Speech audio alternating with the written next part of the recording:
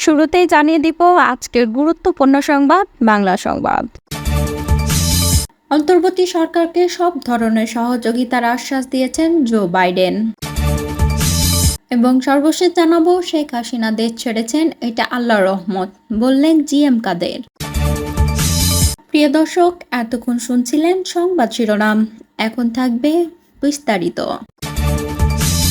বাংলাদেশের অন্তর্বর্তী সরকারের প্রধান উপদেষ্টা ডক্টর মোহাম্মদ ইউনূসের সঙ্গে দ্বিপাক্ষিক বৈঠক করেছে যুক্তরাষ্ট্রের প্রেসিডেন্ট জো বাইডেন। মঙ্গলবার রাত ৯টায় অর্থাৎ নিউ ইয়র্কের স্থানীয় সময় মঙ্গলবার সকাল ১১টায় জাতিসংঘের সদর দপ্তরের নির্ধারিত সভাকক্ষে ঐতিহাসিক এ বৈঠক অনুষ্ঠিত হয়েছে। বৈঠকে বাংলাদেশের বিশেষ পরিস্থিতিতে সরকার প্রধানের দায়িত্ব নেওয়ায় ডক্টর ইউনূসের প্রশংসা করে অন্তর্বর্তী সরকারকে পূর্ণ সমর্থন জানানোর পাশাপাশি দেশের উন্নয়ন এবং যে কোনো সাহায্যে পাশে থাকার অঙ্গীকার ব্যক্ত করেছেন মার্কিন প্রেসিডেন্ট জো বাইডেন। বৈঠকে প্রধান উপদেষ্টা বিগত সরকারের আমলে সকল ধরনের নিপীড়নের বিরুদ্ধে শিক্ষার্থীদের সাহসী ভূমিকা ও বাংলাদেশ পুনর্গঠনে তাদের গুরুত্বপূর্ণ অবদানের কথা জো বাইডেনকে জানান। তিনি জোর দিয়ে বলেন, দেশ পুনর্গঠনে বর্তমান সরকারকে অবশ্যই সফল হতে হবে। এরপর মার্কিন প্রেসিডেন্ট জো বাইডেন অন্তর্বর্তী সরকারকে সব ধরনের সহযোগিতার আশ্বাস দেন। প্রেসিডেন্ট বাইডেন বলেন, শিক্ষার্থীরা যদি দেশের জন্য এত ত্যাগ স্বীকার করতে পারে তাহলে যুক্তরাষ্ট্র সরকারের উচিত তাদেরকে পূর্ণ সমর্থন করা।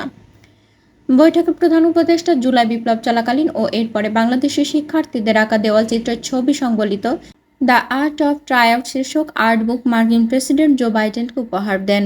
এর আগে মঙ্গলবার সকালে প্রধান উপদেষ্টা ডক্টর মোহাম্মদ ইউনূস জাতিসংঘের মহাসচিব আন্তোনিও গুতেরেসে আয়োজিত সংবর্ধনা অনুষ্ঠানে যোগ দেন।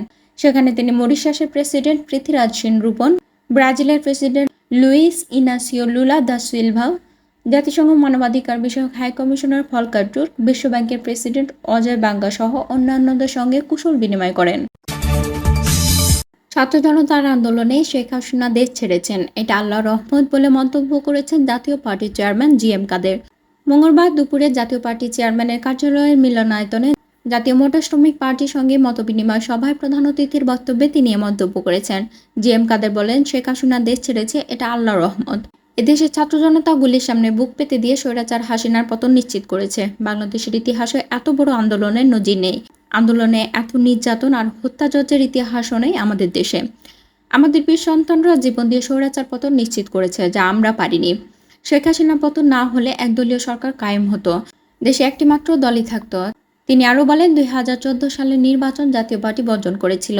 আমাদের নেতা হুসেইন মোহাম্মদ এরশাদকে চিকিৎসার নামে বেঁচে আটক করা হয়। তার নির্দেশে আমি নির্বাচন বর্জন ঘোষণা দেই। আমি সহ জাতীয় পার্টি ২৭০ জন নির্বাচন বর্জন করি। ২০১৪ সালের সংসদে আমি যাইনি। মঞ্জুর হত্যা মামলা সহ বিভিন্ন চাপে হুসেইন মোহাম্মদ এরশাদকে সংসদে যেতে বাধ্য করে আওয়ামী লীগ সরকার। কিন্তু ২০১৪ সালের নির্বাচনে বিএনপি না গেলেও উপজেলা পরিষদ ও পৌরসভার বেশ কিছু নির্বাচনে অংশ নিয়েছিল বিএনপি। ২০১৮ সালের নির্বাচনে বিএনপি সহ প্রায় সব দলই অংশ নিয়েছিল, আমরাও সেই নির্বাচনে অংশ নিয়েছিলাম। ২০২৪ সালের নির্বাচনে আমরা যেতে চাইনি, আমাদের নির্বাচনে যেতে বাধ্য করা হয়েছে। জাতীয় পার্টিতে আওয়ামী লীগের বিভাজন সৃষ্টি করেছিল উল্লেখ করে চেয়ারম্যান বলেন, একটি গোষ্ঠীকে আমাদের দল ও প্রতীকের নামে কাউন্সিলর করতে অন্যায়ভাবে অনুমতি দিয়েছিল তারা। হাস্যকর একটি মামলায় আমাকে রাজনীতি থেকে ৪ মাসেরও বেশি সময় দূরে রাখা হয়েছিল।